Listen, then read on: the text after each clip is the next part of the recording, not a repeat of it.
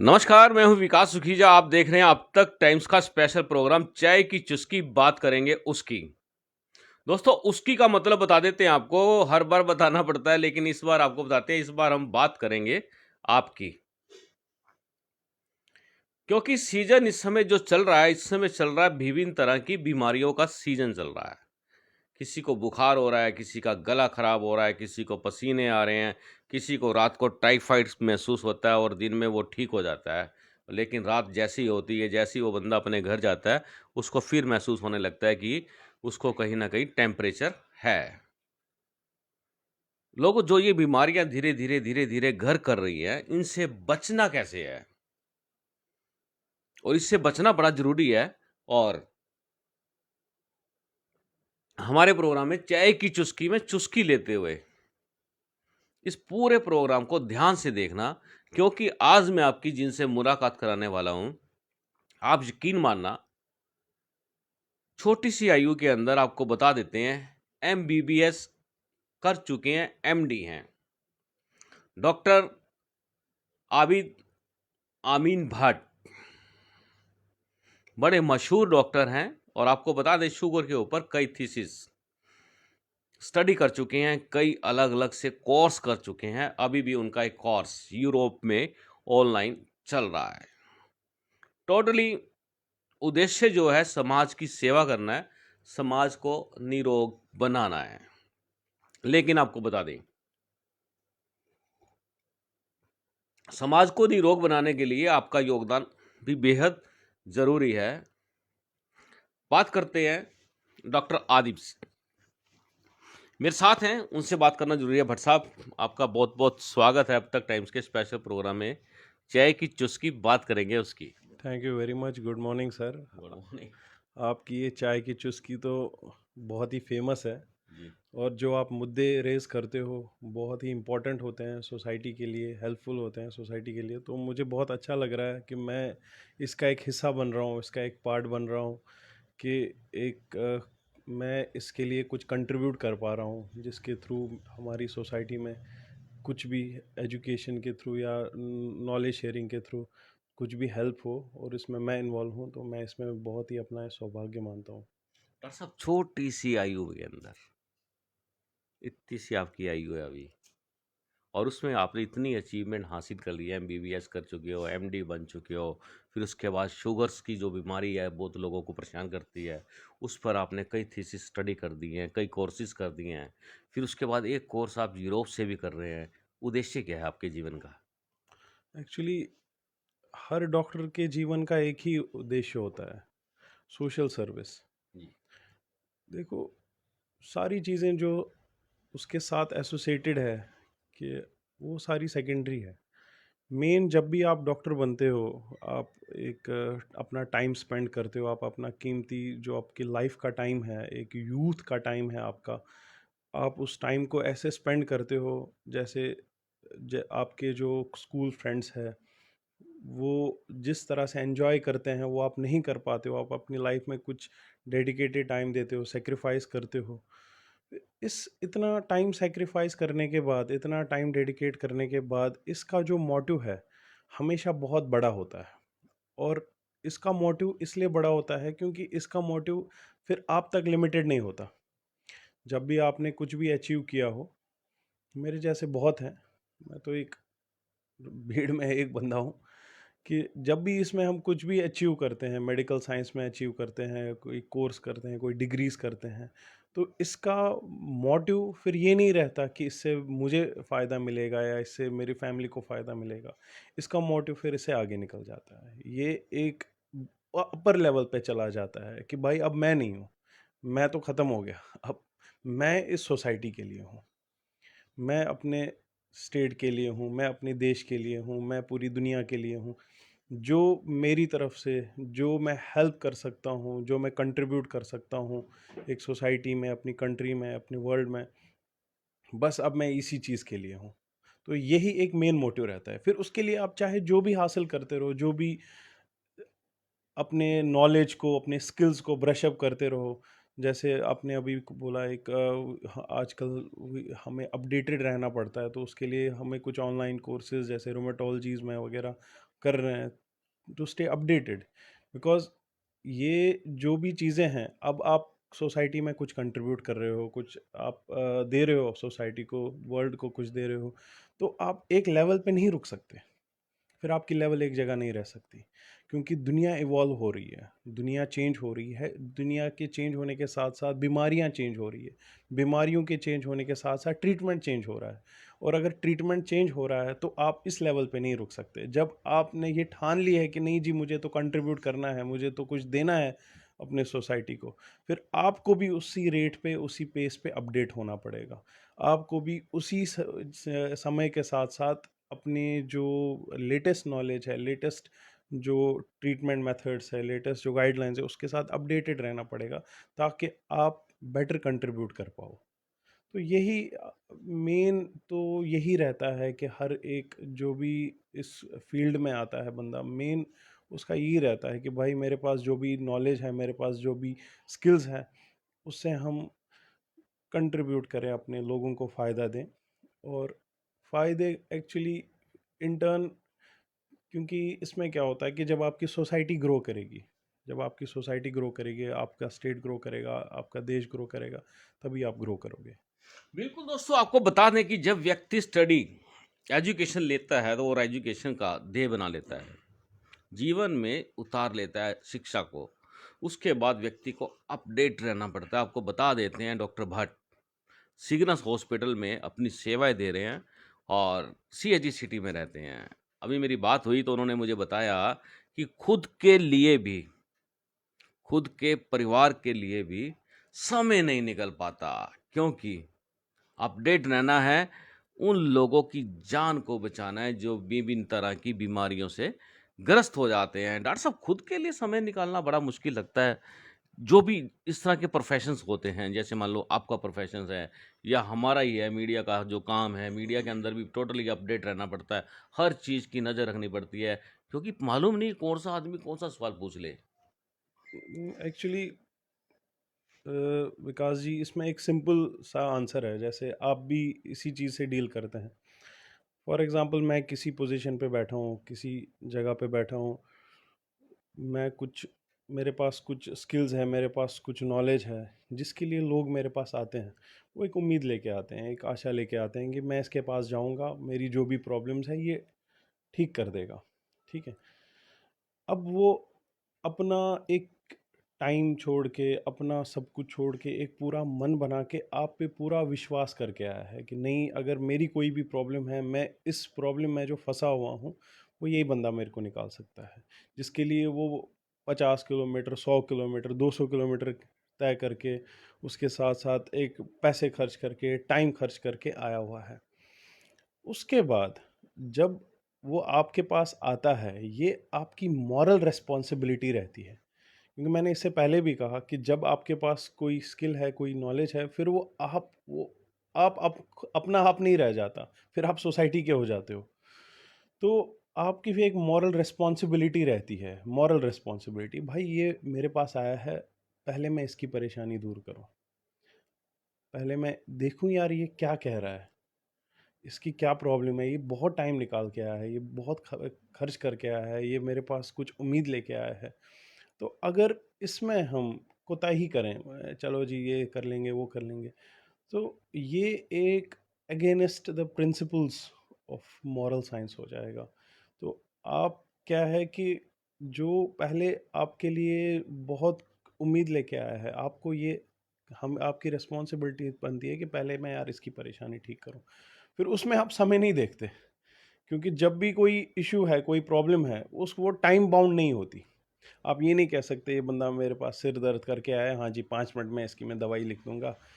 फिर आप ये भी देखना है आपको कि ये सिर दर्द है क्यों, ये कब से है, क्यों है, क्या दवाई खा रहा था, अब क्या खानी है, क्या टेस्ट कराए हैं, क्यों नहीं कराए हैं, अब क्यों करेगा, क्या नहीं करने हैं। तो बहुत सारे एक सवाल शुरू हो जाते हैं। तो इसमें फिर टाइम बाउंड नहीं रहता बंदा, एक प्रॉब्लम के साथ दूसरी प्रॉब्लम, फिर उसकी अलग से इंक्वायरीज एंड अलग से समरीज। तो फिर आप एक ये नहीं आपके पास जैसे जर्नलिज्म में भी यही है कि आप कभी टाइम को डिक्टेट नहीं कर सकते, आप कभी टाइम को एक ये नहीं कह सकते कि आपको कोई भी पूछे कि भाई कितना टाइम लगेगा, आप कभी नहीं बोल सकते यार 5 मिनट 10 मिनट आधा घंटा, बिकॉज कोई भी पेशेंट कोई भी प्रॉब्लम लेके आया है तो आपकी मॉरल रिस्पॉन्सिबिलिटी आप पहले इसको सॉल्व करो।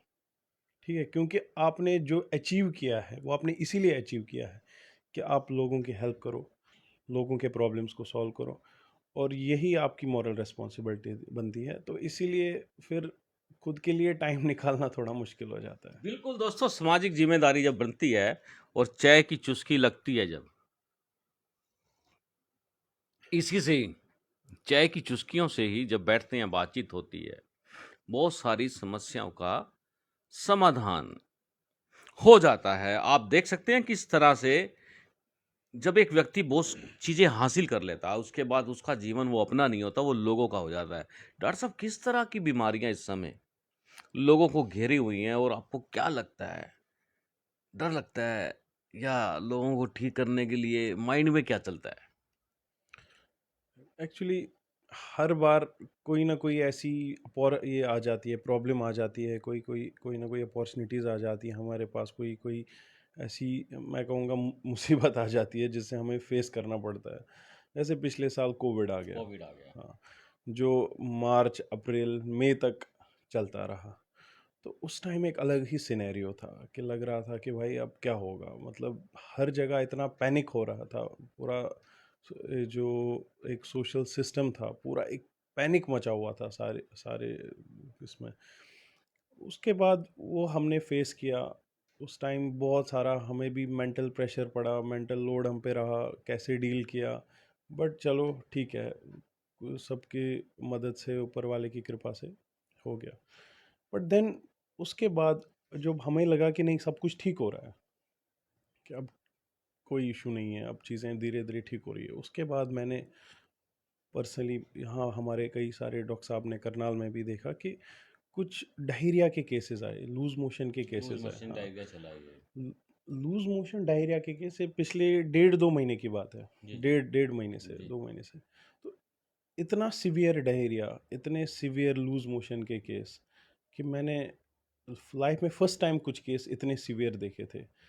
बहुत सारे पेशेंट ऐसे आए जो थोड़ा लेट हमारे पास आए, जिनकी किडनीज खराब हो गई थी तो डायरिया की वजह से। इवेंचुअली तो सारे ठीक हो गए, ऐसा कुछ नहीं था, बट इतना सीवियर इम्पैक्ट पड़ा सोसाइटी पे, एक मेंटल बर्डन जो रहता है, जो लूज मोशन की वजह से, जिसको हम बहुत ही सिंपल बीमारी मानते हैं, मतलब एक क्या कहते हैं कि जब आप कभी बैठे होंगे तो फिर आपको बोलेगा कोई यार ये खा लो, आप बोलोगे नहीं मेरे को लूज मोशन चल रहे हैं, बहुत लोग इसको कैजुअल ले लेते हैं, लाइटली ले लेते हैं।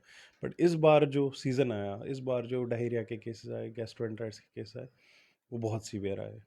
जिनको भी हुआ कुछ ना कुछ सिस्टमिक इम्पैक्ट ज़रूर पड़ा, ब्लड एसिडोसिस हुआ। बट इवेंचुअली सारे ऊपर वाले की कृपा से जितने भी मैनेज हुए सारे ठीक हो गए। फिर जब लूज मोशन का सीज़न कम हुआ, फिर आए बुखार के केसेस, और बुखार में हमने देखा कि 95% केसेस डेंगू। डेंगू के केसेस हाँ, बढ़े हैं। डेंगू के केसेस अच्छे खासे आए। तो क्योंकि पिछले 2 साल से हम डेंगू के कोई केस नहीं देख रहे थे, तो हमें इतना एक्सपेक्टेड भी नहीं था कि यार डेंगू इतना ये आएगा। बट जो इस साल रेनफॉल हुई, बहुत ज़्यादा रेनफॉल हुई करनाल में, उससे क्या हुआ कि कई सारी जो वाटर बॉर्न डिजीज़ है, जैसे मैंने डायरिया का भी जिक्र किया, और बहुत सारे टाइफाइड के केसेस हैं जो बाहर आए। फिर उसके बाद जो डेंगू आया, डेंगू ने क्या कहते हैं, जो हेल्थ सिस्टम होता है, हेल्थ सिस्टम को ठीक ठाक दोबारा से दस्तक दी। क्योंकि क्या होता है कि जब जो भी हमारे पास यहाँ पे रिसोर्सेज अवेलेबल है, बेड अवेलेबल है, डॉक्टर अवेलेबल है, स्टाफ अवेलेबल है, एक लिमिटेड होती है रिसोर्सेज। आप एक्सपेक्ट करते हो हाँ जी ठीक है, आपके पास 50 बेड है, 60 बेड है, 100 बेड है, पेशेंट इतने आएंगे, आप इतनी कैपेसिटी पे मैनेज कर लोगे। बट जब आप 50 बेड वाले सेटअप में काम कर रहे हो और आपके पास 100 पेशेंट आ रहे हैं, then it becomes problem, because आपको अटेंड सबको करना है, अटेंड सबको करना अटेंड सबको करना है, ट्रीट सबको करना है। आफ्टर ऑल ये आप एक ह्यूमन बीइंग से डील कर रहे हो, आप कोई मशीन से डील नहीं कर सकते कि चलो इसको आज छोड़ दो कल देख लेंगे। ये कोई टीवी ठीक करना नहीं है, कोई मशीन ठीक नहीं करनी। हर एक की को जिसको भी आपको ट्रीट करना है, जिसको भी इलाज करना है, हर एक को आपको सेम प्रेफरेंस देनी है। चाहे वो कम बीमार हो, ज़्यादा बीमार हो, प्रेफरेंस सबको सेम देनी है। तो इसमें क्या होता है कि अब जब डेंगू का सीज़न आया, सेम वही क्राइसिस स्टार्ट हो गई। लेकिन इसमें ये हुआ कि जो सीरियस नंबर ऑफ केसेस थे, जैसे हम कोविड में देखते थे, बाकी ये थे, वो इसमें थोड़े कम आए। लेकिन जो भी आए वो बहुत सीरियस केसेस आए। डॉक्टर साहब, शुगर के केसेस भी दिन प्रतिदिन बढ़ते जा रहे हैं। लोग चपेट में आ जाते हैं, और जो लोग लापरवाही कर जाते हैं उनके साथ बहुत बड़ा नुकसान हो जाता है। क्या कहना चाहेंगे आप? शुगर एक पॉलीजेनिक डिजीज़ है एक्चुअली। शुगर का जो सबसे इम्पोर्टेंट कंपोनेंट है, जिस वजह से काफ़ी सारे लोग आजकल शुगर के मरीज़ बनते जा रहे हैं, वो है जो हमारे शरीर में मेटाबॉलिक डिस्टर्बेंसेस आ रही है, मेटाबॉलिक चेंजेस आ रही है। उस पे सबसे बड़ा इम्पैक्ट है हमारे लाइफस्टाइल का और हमारा डाइट का। और हाँ, यहाँ पे ये देखा गया है कि जो हम इंडियंस में जब हम कंपेयर करते हैं वेस्ट के साथ, कि ये देखा गया कि जो हम ये होते हैं ईस्ट, जो एशियन रीजन वाले होते हैं, कि हमारे में ये बीमारियां, मेटाबॉलिक बीमारियां लोअर बीएमआई पे आती है। लोअर बीएमआई मींस आपको बहुत सारे लोग हमें ऐसे दिखेंगे जो आपको नॉर्मल लगेंगे, थोड़े पतले से लगेंगे, बट उनको भी शुगर हो जाएगा, एज कम्पेयर टू वेस्ट जहाँ पे हायर बीएमआईज पे ये बीमारियां आती है। एक्चुअली मेन कारण है हमारा जो लाइफस्टाइल है, जो चेंज हो रहा है। हम अर्बनाइजेशन की तरफ जा रहे हैं। गांव से की जो लाइफ है धीरे धीरे बहुत चेंज होती जा रही है। लोग सिटीज़ में आ रहे हैं, ऑफिस जॉब प्रेफर कर रहे हैं। उसके साथ साथ हमारा जो डाइटरी हैबिट्स है, हम जो मॉडर्न डाइट है, जो सैचुरेटेड फैट्स वाला डाइट है, हाई कार्बोहाइड्रेट वाला डाइट है, उसको ज़्यादा लोग एंजॉय करते हैं, लोग ज़्यादा कंज्यूम करने लगे हैं। पहले आप अगर इसको कंपेयर करोगे पिछले 20-30 साल पहले, तो बहुत कम चांस ऐसे होते थे जहां आप देखोगे हाई कंजप्शन। जो अभी के जो फूड्स है, जैसे बर्गर्स वगैरह, इसका कंजप्शन बहुत कम था, लेकिन अब इनका कंजप्शन बहुत कॉमन हो गया है।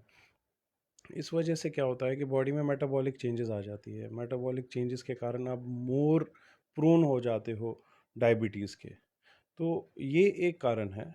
जो नंबर ऑफ डायबिटिक पेशेंट्स जो बढ़ रहे हैं, वो हमारा जो लाइफस्टाइल और हमारा जो डाइट चेंज हो रहा है, तो ये एक बहुत बड़ा कारण है। तो डॉक्टर साहब, इससे बचना कैसे है? लोग कैसे बच सकते हैं? अपने आप को कैसे सुधार सकते हैं भी? इस तरह का खान पान जो है वो कितना नुकसान देता है? अब एक कंसेप्ट आया है मेडिकल न्यूट्रिशन थेरेपी का। बहुत सारे लोग डाइट पे अवेयर हो रहे हैं अभी। जो डाइट के जो कंसेप्ट्स है बहुत इवॉल्व हो चुके हैं। रिसेंटली जो डाइट कंसेप्ट आया था, जैसे कीटो डाइट्स का कंसेप्ट आया था वगैरह। तो अब क्या किया जाता है कि आप अपनी जो आपकी डेली लाइफ है, उसको कैलकुलेट कर सकते हो कि आपको कैसे अपनी कैलोरीज कितनी आपको बर्न करनी है, किस टाइप का डाइट लेना है। आप एक प्रॉपर डाइटिशियन की काउंसलिंग ले सकते हो, एक प्रॉपर डाइट चार्ट अपने लिए बना सकते हो, फिर उसको फॉलो करना बड़ा इंपॉर्टेंट है। और आपको टाइम निकालना पड़ेगा हफ्ते में मिनिमम 5 दिन, जिसमें आपको 5 दिन में से 20 मिनट मिनिमम आपको ब्रिस्क वॉक करना है, तेज़ चलना है। ऐसा नहीं कि आराम आराम आराम से अगर आप चलते हो, बेटर है कि ब्रिस्क वॉक करें। और जो एरोबिक एक्सरसाइजेज है, योगा है, ये सब चीज़ें आपको स्टार्ट करनी है। इन चीज़ों के लिए आपको टाइम देना ही देना है। जब तक आप इन चीज़ों को टाइम नहीं दोगे, आप अपने जो डाइट है उसको मॉडिफाई नहीं करोगे, तो तब तक ये चीज़ें बहुत मुश्किल है कि आप कंट्रोल कर पाओगे इन बीमारियों को। और हाँ, सबसे इम्पॉर्टेंट चीज़ है, जब भी आपको लगता है कि क्यों कोई प्रॉब्लम बढ़ रही है, कोई चीज़ ऐसे आपके शरीर में कोई चेंजेस आ रही है, या यू फील कि कोई सिम्टम्स ऐसे आ रहे हैं, तो आप अपने डॉक्टर को कंसल्ट करें। आप इससे ना घबराएं कि यार टेस्ट कराने पड़ेंगे, टेस्ट करा के क्या होगा, उससे क्या होगा। तो ये जो इग्नोरेंस होती है ना, जो आप जब बीमारी को इग्नोर कर देते हो, वो बाद में जाके बहुत बड़ी प्रॉब्लम हो जाती है। क्योंकि डायबिटीज़ और जो हाइपरटेंशन है, जो बीपी शुगर की बीमारी है, कभी पहले पहले तो आपको लगता है यार कुछ नहीं है, क्या है, 300 ही तो शुगर है, क्या हो गया, मेरे को कुछ नहीं लग रहा। बट इसका इम्पैक्ट आप 5 साल, 6 साल, 7 साल के बाद देखते हो, जब किडनीज़ पे इम्पैक्ट आ जाता है, आँखों पे इम्पैक्ट आ जाता है, नर्व्स पे इम्पैक्ट आ जाता है, हार्ट पे इम्पैक्ट आ जाता है। तो ये जो 7 साल, 8 साल का बर्डन है, ये आप इसको प्रिवेंट कर सकते हो। लेकिन जस्ट फॉर फ्यू टाइम्स जो आप इग्नोर कर लेते हो, यार कुछ नहीं है, ऐसे है, वैसे है, तो उस वजह से क्या है कि आप अपने फ्यूचर को खराब कर रहे ख़राब हैं। कर देते हो। तो इन चीज़ों के लिए क्या है कि आपको इग्नोरेंट नहीं होना है। आपको क्या, कोई भी छोटी से छोटी बीमारी हो, तो you have to treat it. इसमें कोई बुराई नहीं है। जो वेरी कॉमन नाउ, अब पहले के ज़माने में बीमारियाँ लिमिटेड थी, अब तो रोज़ नंबर ऑफ जो बीमारियों के डेफिनेशंस है वो अपडेट होते जा रहे हैं। ब्लड प्रेशर की रेंज है वो अपडेट होती जा रही है। अमेरिकन कार्डियोलॉजिकल एसोसिएशन बोलती है आपका बीपी अगर 130/85 से ज़्यादा है, आप क्लास 1 हाइपरटेंशन में हो। तो कुछ चीज़ें हैं जो दिन ब दिन अपडेट होती जा रही है। आपको उन चीज़ों से इग्नोरेंट नहीं रहना। एक बहुत बड़े फ़िलॉसफ़र थे, बुकरात नाम था, उर्दू में उनको बुकरात बोलते हैं। उनसे किसी ने पूछा कि, बोला कि सबसे डेंजरस बीमारी कौन-सी है? सबसे मुहलक बीमारी कौन-सी है? तो उनका जवाब ये था कि ऊपर वाले ने कोई ऐसी बीमारी नहीं बनाई जिसने उसका इलाज साथ में नहीं भेजा। लेकिन सबसे मुहलक बीमारी वो बीमारी है जिसको तुम छोटा समझते हो। कि अगर तुम्हें लगता है कि सिर दर्द है, पेट दर्द है, बुखार है, क्या कोई ऐसी बीमारी है, शुगर है, बीपी है, तुम इसको छोटा समझते हो, उसको इग्नोर करते हो। बाकी लोग तुम्हें एडवाइस कर रहे हैं, भाई ऐसे करना है, ऐसे होना चाहिए, इसके पास जाओ, ये दवाई लो, ये टेस्ट करो। आप कहते हो नहीं जी, मैं ये तो कुछ नहीं है, मैं तो इसको नहीं मानता। तो जब आप इसको इग्नोर करते हो, तो ये इग्नोरेंस जो है, ये आपके लिए सबसे बड़ी बीमारी है। दोस्तों, यदि आपने किसी भी चीज़ को इग्नोर कर दिया, मैं कहता हूँ किसी भी चीज़ को कर दिया आपने, बीमारियाँ तो हैं ही हैं, उसके अलावा यदि आपने फैमिली के किसी मेंबर को भी इग्नोर कर दिया, तो आप ये समझ लेना कि आपको एक बीमारी नहीं चिपक जाएगी। डॉक्टर साहब, आपके जीवन की बात करें, इतनी कम आयु के अंदर आपने इतनी अचीवमेंट हासिल कर ली है, आपका परिचय क्या होगा? क्या किस तरह से आपकी पहचान बनती जा रही है? एक्चुअली पहचान बनाना आपके हाथ में नहीं होता। जी। वो एक ऊपर वाले का करम है कि आप जितने लोगों की हेल्प करते जाओगे, आप पहचान नहीं बनाते, आप दोस्त बनाते हो, आप रिलेशनशिप्स बनाते हो। कि आपके पास, मैंने आपको पहले भी बताया, आपके पास कोई अपनी प्रॉब्लम लेके आता है, तो आप उसको ऐसे वे में डील करते हो कि उसको लगता है कि नहीं यार, ये बंदा मेरे लिए केयर करता है। तो आप जितने आप दोस्त बनाते जाओगे, रिलेशनशिप्स, जो आपके फ्रेंड्स हैं, आपके जो पेशेंट्स आ रहे हैं, आप उनके साथ अच्छे से डील करते जाओगे, तो जो पहचान बनाना है वो फिर हमारा काम नहीं, वो तो ऊपर वाले का काम है, वो तो बन ही जाती है। लेकिन पहचान बनाने से ज़्यादा इम्पोर्टेंट है दोस्त बनाना। कि आपके पास जो भी आए, आप उसको ऐसे उस हिसाब से आप उनका इलाज करो कि आप ये समझो कि भाई, अगर मैं इसकी जगह होता और ये मेरी जगह होता, तो कि ये मेरे साथ कैसे, मैं कैसे चाहता कि ये मेरे साथ बिहेव करे, मैं कैसे चाहता कि ये मेरा इलाज करे। बाकी चीज़ें तो सेकेंडरी है। डॉक्टर साहब, आपको क्या लगता है कि ऐसा कौन सा मैसेज दिया जाए जनता को जिससे उसको लाभ मिले? यही मैसेज है जो मैंने अभी आपको बोला। आप किसी किसी भी बीमारी को इग्नोर मत करो, किसी भी बीमारी को छोटा मत समझो। कोई भी आपको प्रॉब्लम है, आपको डॉक्टर कोई प्रॉब्लम बताता है, आप उसका सेकंड ओपिनियन लो, कोई बात नहीं। आप किसी और से ओपिनियन लो, एक्सपर्ट से ओपिनियन लो, सुपर स्पेशलिस्ट से ओपिनियन लो। ओपिनियन लेने में कोई बुराई नहीं है, लेकिन आप बीमारी को छोटा मत समझो। आप ये मत कहो कि हाँ जी, प्रॉब्लम है, हार्ट के डॉक्टर ने बताया है कि इसमें तो स्टेंट डालना पड़ेगा, लेकिन मैं नहीं डालता, कुछ नहीं होता। आप सेकंड ओपिनियन लो, आप दूसरे ओपिनियंस लो, आप सुपर स्पेशलिस्ट के पास जाओ, लेकिन इसको इग्नोर मत करो। जब भी आप किसी भी बीमारी को इग्नोर करोगे, वो बीमारी जो आप 10-20 रुपए में ठीक कर पाओगे, वो बीमारी आपके लिए एक लाइफ में huge economic as well as जो मेंटल बर्डन बन जाएगी, बहुत बड़ा मेंटल बर्डन बन जाएगी। इवेंचुअली आप एक छोटी बीमारी इनिशियली आप उसको टैकल कर सकते थे, लॉन्ग टर्म में वो आपके लिए बड़ी प्रॉब्लम बन जाएगी। डॉक्टर साहब, इलाज कोई भी हो, महंगा होता जा रहा है दिन प्रतिदिन। क्या लगता है, मेडिकल इंश्योरेंस इसमें फ़ायदेमंद है, नहीं है, या लोग खुद अपने स्तर पर इलाज कराएं? महंगा बहुत होता जा रहा है, ये समझ से बाहर है। एक्चुअली सब चीज़ें ही महंगी होती जा रही हुँ। है।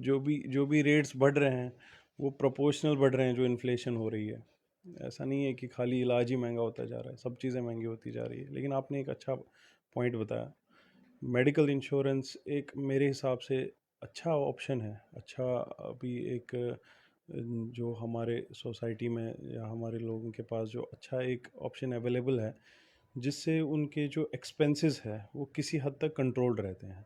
क्योंकि हम क्या करते हैं, अगर किसी के पास मेडिकल इंश्योरेंस नहीं है, वो अगर 100 रुपये कमा रहा है या 1000 रुपये कमा रहा है, वो 200 250 रुपये सेव कर रहा है, वो 250 रुपये इस चीज़ को लेके सेव कर रहा है। मैं मतलब अपने मिडिल क्लास लोगों, अब हमारे जैसे लोगों की बात करूँगा, हम इस हिसाब से सेव करते हैं कि यार ये 250 रुपये इतने इतने टाइम में इतने हो जाएंगे, फिर मैं इन इतने पैसे मिला के वो करूँगा। लेकिन जब एक मेडिकल इमरजेंसी आती है, ये एक ऐसी इमरजेंसी होती है जिसमें आप इग्नोर नहीं कर सकते। आप ये नहीं कह सकते नहीं जी, मैं तो इसके पैसे नहीं दूंगा या मैं तो इसका इलाज नहीं करूंगा, क्योंकि सबसे इम्पोर्टेंट है आपकी लाइफ में हेल्थ। तो ये चीज़ आपको समझनी है, जब हेल्थ सबसे ज़्यादा इम्पोर्टेंट है, और फिर जो आप प्लानिंग करो लाइफ में, अगर आपको लगता है कि जो मेरी कमाई है, जो मेरी सेविंग है, कि ये मैं नहीं चाहता कि एक अनएक्सपेक्टेड सर्कमस्टेंसेस की वजह से कि मुझे इस सेविंग में प्रॉब्लम आए, तो एक मेडिकल इंश्योरेंस बहुत अच्छा ऑप्शन है, वैल्यूएबल ऑप्शन है, जिसको बहुत लोग यूज़ कर रहे हैं। और मुझे लग रहा है कि काफ़ी हद तक इससे जो इकोनॉमिक बर्डन है सोसाइटी पे, वो कम हो रहा है। बिल्कुल डॉक्टर साहब, आपको बता दें डॉक्टर साहब, आपने बिल्कुल ठीक कहा है डॉक्टर साहब कि मेडिकल इंश्योरेंस होना बड़ा ज़रूरी है। कहते हैं रोटी प्याज से खा लो, कम खा लो, लेकिन किसी भी कीमत पर मेडिकल इंश्योरेंस होना बड़ा ज़रूरी है। भारत सरकार भी आयुष्मान कार्ड तभी बना रही है, घर घर जा रही है, कार्ड बना रही है, ताकि लोगों का बाई चांस कभी बीमार हो जाते हैं तो उसका सही समय पर इलाज किया जा सके। डॉक्टर साहब, जाते जाते आपसे प्रश्न है कि इन बीमारियों से बचने के तरीके क्या हैं? आपको क्या लगता है किस तरह का लाइफस्टाइल होना चाहिए ताकि लोग इन बीमारियों की चपेट में ना आए? जो जिसने भी ये बात कही है, prevention is better than cure, उसने मुझे लगता है पूरे मिलेनियम का बहुत ही एक वर्दी और एक बहुत ही इम्पोर्टेंट स्टेटमेंट दिया है। क्योंकि बहुत सारी बीमारियां हैं जिसको आप प्रिवेंट कर सकते हो, जैसे डेंगू है, अभी रैम्पेंट है, हम्म, और आपको पता है ये मच्छर के काटने से फैलता है। हम्म, हालांकि डेंगू एक वायरल बीमारी है, फैलता है मच्छर के काटने से। तो आपके पास बहुत सारे ऑप्शंस अवेलेबल है। सरकार ने कई सारी गाइडलाइंस दे रखी है, कई सारी चीज़ें बना रखी है कि आप इसको कैसे प्रिवेंट कर सकते हो। मॉस्किटोज़, जो मच्छर जहाँ पे ब्रीड करते हैं, उसको कैसे प्रिवेंट कर सकते हो। और कैसे आप बच्चों पे या अपने आप पे वो मॉस्किटो रेपेलेंट यूज़ कर सकते हो, ऑल आउट वगैरह इन चीज़ों का यूज़ कर सकते हो, मच्छरदानी का यूज़ कर सकते हो। ये अब एक्चुअली इससे पहले अगर हम उसको, अब ये तो अभी की बात है कि अभी जिस चीज़ से हम डील कर रहे हैं, अभी के लिए तो इम्पोर्टेंट हमारे जहन में डेंगू ही आ रहा है। लेकिन अगर ब्रॉडर कंसेप्ट में लेंगे, तो दो बीमारियां होती है, कम्युनिकेबल, नॉन कम्युनिकेबल। जो कम्युनिकेबल होती है, जो ट्रांसमिट हो जाती है, जो एक पर्सन से दूसरे पर्सन तक फैलती है या एक होस्ट से दूसरे यहाँ तक फैलती है, कम्युनिकेबल बीमारियों का हमेशा आप इजीली प्रिवेंट कर सकते हो कि उसको जैसे जब कोविड आया था, तो एक एक सेंटेंस बहुत फेमस हुआ था, ब्रेक द चेन। तो ब्रेक द चेन का मतलब ही यही है कि अगर ये जो कम्युनिकेबल बीमारी है, जो एक पर्सन से दूसरे पर्सन तक फैल रही है, एक होस्ट से दूसरे होस्ट तक फैल रही है, जो उसका मीन्स ऑफ ट्रांसमिशन है, मीन्स ऑफ ट्रांसमिशन मीन्स या पानी से फैल रही हो हम्म, या हवा से फैल रही हो। जैसे कोविड हम कह रहे थे, सांस से ट्रांसमिट हो जाता है। तो इन इन जो भी उसका सोर्स ऑफ ट्रांसमिशन है, आप उसको ब्रेक करो, तो आप उसको प्रिवेंट कर सकते हो। अब दूसरी रही जो नॉन कम्युनिकेबल डिजीज़ है, जैसे डायबिटीज़ है, हाइपरटेंशन है, कार्डियक प्रॉब्लम्स है, उनके लिए एक पर्टिकुलर, जैसे हमने अभी डिस्कस किया, कि एक पर्टिकुलर बहुत सारी स्टडीज़ हुई है जिन्होंने ये बताया गया है कि आप अगर जैसे किसी को प्री डायबिटीज़ है, उसको डायबिटीज़ होने से कैसे आप रोक सकते हो, या किसी को मेटाबॉलिक सिंड्रोम है, किसी को रिस्क है कि इसको आगे चल के डायबिटीज़ हो सकता है, हाइपरटेंशन हो सकता है, उसको कैसे प्रिवेंट कर सकते हो। वो आपका जो लाइफस्टाइल चेंजेस, आपके डाइटरी चेंजेस, या कभी कभार हल्का फुल्का दवाइयों का इंटरवेंशन, फार्माकोलॉजिकल इंटरवेंशन, ये जो भी चीज़ें हैं, आपको एक प्रॉपरली अपना एक ये बनाना है, शेड्यूल बनाना है, अपने डॉक्टर से मिलना है। और अगर आपको डॉक्टर के पास खाली इसलिए जाना पड़े कि ये बीमारी का रिस्क है मेरे में, मैं नहीं चाहता ये बीमारी हो, तो it is as equivalent to, और in fact it is much better than that time कि आप तब चले जाओ डॉक्टर के पास जब उसको बोलो कि भाई ये बीमारी हो गई और बहुत बढ़ गई, अब क्या करो। तो जितनी भी बीमारियां हैं, बहुत उनका एक पर्टिकुलर अपना अपना प्रिवेंटिव मेथड होता है। जैसे इन्फेक्शंस जितने भी होते हैं, कई सारे इन्फेक्शंस के वैक्सीन्स होते हैं, उनके प्रिवेंटिव मेथड्स होते हैं। और जो नॉन कम्युनिकेबल डिजीज़ है, उनके अपने प्रिवेंटेबल मेथड्स होते हैं। तो आप अपने अंदर वो रिस्क फैक्टर्स देखो कि मैं किस रिस्क, मेरे अंदर क्या है, मैं जो जहाँ पे अभी खड़ा हूँ, मैं जहाँ पे अभी बैठा हूँ, मेरे पास किस किस बीमारी के रिस्क फैक्टर है। उस रिस्क फैक्टर को आप एसेस करो और उसको प्रिवेंशन के लिए जो भी आपके पास गाइडलाइंस है, जो भी मेडिकल नॉलेज है कम्युनिटी हेल्थ से, उसको यूज़ करो। और अगर आपको लगता है कि नहीं, I need some help from an expert, so मैं दोबारा बोल रहा हूँ, it is much better than going to a doctor जब आपको बीमारी ऑलरेडी हो चुकी है और बहुत ज़्यादा बढ़ गई हो। डॉक्टर साहब, आपको लगता है कोविड की जो तीसरी लहर की बात कर रहे हैं वो आएगी या नहीं आएगी? केसेस बढ़ने शुरू हो गए हैं। बिल्कुल, केसेस बढ़ना तो शुरू हो गए हैं। अब कोविड की जो थर्ड वेव है, जो कि बहुत सारी स्टडीज़ से एक्सपेक्टेड है, बट ये डिपेंड करेगा कि हम इसको प्रिवेंट करने के लिए क्या करते हैं। जैसे वैक्सीनेशन की रेट बहुत अच्छी जा रही है और अवेयरनेस बहुत बढ़ रही है। उसके साथ साथ जो हमारे जो हम कुछ चीज़ें थोड़ा बहुत भूल चुके हैं, जैसे मास्क वेयरिंग, हैंड वॉश वगैरह, ये डिपेंड करेगा कि हम इसको, अगर हमें लग रहा है कि केसेस बढ़ रहे हैं और अगर इसको हम कंपेयर कर रहे हैं इंटरनेशनल जो डेटा है कि वहाँ के केसेस कैसे हैं, तो अभी हम पे डिपेंड करेगा कि हम इसको प्रिवेंट करने के लिए क्या करते हैं। अगर हम प्रिवेंटिव मेथड्स यूज़ करते हैं और अच्छे रेट पे वैक्सीनेशन कर लेते हैं, तो हो सकता है हम इसको थर्ड वेव को डिले करें और ऊपर वाले ने चाहा तो अवॉइड ही कर दें। डॉक्टर साहब, ये हमारा कार्यक्रम कैसा लगा आपको? चाहे किसी चीज़ की बात करेंगे उसकी। मुझे लगता है कि इन कार्यक्रमों की बहुत ज़रूरत है आजकल सोसाइटी में, क्योंकि जब हम एमबीबीएस कर रहे थे, तो हमारा एक सब्जेक्ट होता है SPM, social and preventive medicine. तो एसपीएम में एक अलग सा चैप्टर डेडिकेटेड है मेडिकल नॉलेज शेयरिंग पे, कम्युनिटी हेल्थ नॉलेज पे। कम्युनिटी हेल्थ नॉलेज के बहुत सारे ज़रिए हैं। जैसे आप बैठे हो, आपके फ्रेंड्स हैं, 5-6 आप बैठे हो एक साथ, तो आपके पास किसी भी बीमारी या किसी हेल्थ रिलेटेड इशू के पास बारे में जानकारी है, या अभी जैसे डेंगू चल रहा है, आप डेंगू के आपके पास जानकारी है, आप उनको बता रहे हो, यार ऐसे ऐसे मैंने वो देखा, मैंने ऐसे किया, मैंने वो किया। तो ये भी एक नॉलेज शेयरिंग है। नॉलेज शेयरिंग के जितने भी ज़रिए हैं और जितने इफ़ेक्टिव ज़रिए अब आ रहे हैं, जैसे सोशल मीडिया पे आप जैसे लोग बहुत ज़्यादा मेहनत करते हो कि नॉलेज शेयरिंग हो, तो ये एक ग्रेटर इम्पैक्ट है। ये ग्रेटर इम्पैक्ट इसलिए है कि जहाँ आप 10 लोगों तक, 15 लोगों तक, 20 लोग, 50 लोगों तक बात पहुँचा सकते हो, उसके बजाय आप के मीडियम के थ्रू, आपके चैनल के थ्रू, आपके प्रोग्राम के थ्रू आप सेम बात 10,000, 15,000, 20,000 लोगों तक पहुंचा सकते हो, जिसकी ज़रूरत है अभी सोसाइटी को। और लोगों को भी एक ये मिल जाता है, एक अच्छा मीडियम मिल जाता है, वो बैठे बैठे वो अपना जो भी कर रहे हैं, उनको इजी हो जाता है कि मेडिकल नॉलेज एक्सेस हो जाती है। वो उनको कोई अलग से टाइम नहीं निकालना पड़ता, वो यूजुअल फेसबुक स्क्रोलिंग से उनका पता चल जाता है कि भाई हाँ, ये इंपॉर्टेंट टॉपिक डिस्कस हो रहा है, मैं ये सुन लेता हूँ क्या है, या मेरे पास अभी टाइम नहीं है, मैं अभी किसी काम में बिज़ी हूँ, मैं बाद में जाके इस वीडियो को देख लेता हूँ। कोई ऐसा कोई उसके लिए एक अच्छा ऑप्शन मिल जाता है। तो ये जो आप जो काम कर रहे हो, ये जो आपके जो प्रोग्राम्स है, ये कम्युनिटी हेल्थ नॉलेज स्प्रेडिंग के लिए मुझे लगता है आज के ज़माने में बहुत इम्पॉर्टेंट है, क्योंकि लोग अब इस मीडियम को ज़्यादा प्रेफर करते हैं।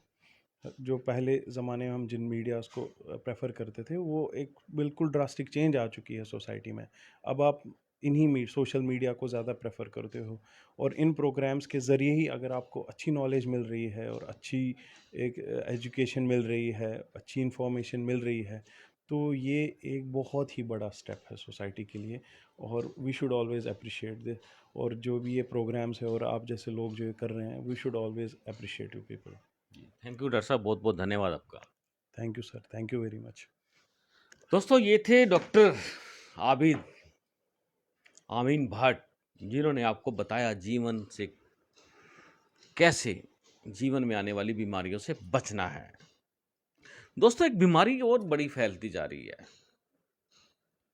कल रात को बड़ी प्रॉब्लम क्रिएट हुई कि आपको बता देते हैं, धान की कटिंग हो रही है, जीरी कट रही है, मंडियों में जा रही है, लेकिन खेतों में जो उसके फाने होते हैं उसमें आग लगाई जा रही है। पॉल्यूशन जो है काफ़ी बढ़ता जा रहा है, जिसकी वजह से कल रात को सांस लेने में बड़ी दिक्कत हुई।